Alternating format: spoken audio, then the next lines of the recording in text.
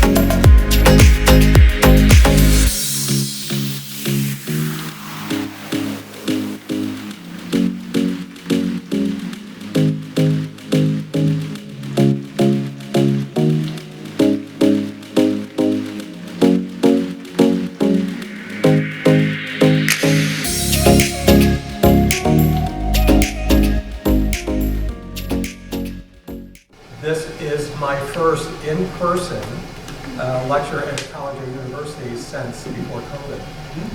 So you broke the mold. Really? It's very exciting. I know. When I got booked, they said, well, we're going to do this in person. I was like, wow, that's awesome. So yes, I live in Chicago. I've been in Chicago since 2003. I worked in higher education before that for 7 years. So I was in charge of director of residence life, student activities, just about everything. I was also the adjunct theater and acting professor, like I did not have enough to do. I have been doing lecture work for a total of about 29 years, and I will disclose this.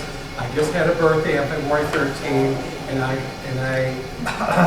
hard to say, I am the young age of 62 years old. Can you believe that? I know. It's all smoking mirrors, a lot of nice creams and hair dyes. So, all works good. All works good. So, but I'm happy to be here. Higher education was a great opportunity for me. I started speaking actually in college, and that's where it all began. And I remember the group that I belonged to, I still remember this, was called Gay Lesbian Association for Student Support. And literally we had 2 meetings a week.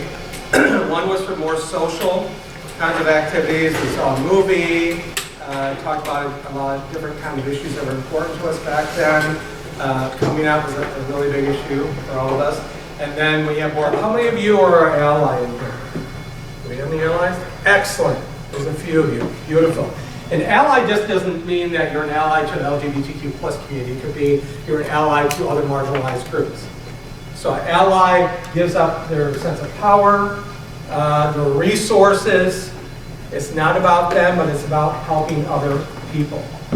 And it's about giving yourself. I like to call them a co-conspirator. That's one of my favorite. I'm almost going to change my allyship program to called co-conspiratorship. But it's being there, supporting one another, and we need our allies with us more than ever. When we have all these pending kind of legislations and laws that are happening for us, it's so important that we're here. I know it gets frustrating. I turn on the TV when I see stuff going on in Florida, and I see, like, I couldn't get speaking gig in Florida right now is for nothing, for absolutely nothing. And it's unfortunate because there's a whole bunch of people that need to hear my message along with the message of a lot of other people sharing their stories and what it's like to live in marginalized. We call this the Equality House, but let's paint it the pride flag colors.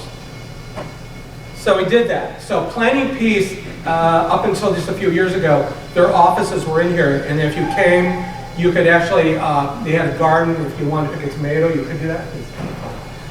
Pick a tomato, whatever. There's been a lot of weddings out here, LGBTQ plus weddings. They even had a drag down for bigotry against anti-hate, anti-bullying campaigns back in 2016, I believe. But this has been here since 2013, and it's just very positive. And he's an ally.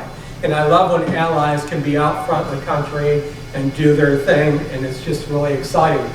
So what else did he do? He bought the house next door, and he called it the transgender house up until like right around 2016, and now it's named after a Kansas city of, I think it's the city of Topeka, Kansas. It's Stephanie Mott. It's called the Mott House now. She passed away, but she was a big advocate on transgender rights, equal rights, fighting for rights.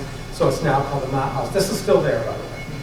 And you can go visit it. And I just love when we're talking about peaceful protest, we don't need to be yelling and screaming. What we're going to do is we're just going to put some colors on the house. And you know what we're going to do? And we're going to put that right across from the Phelps family.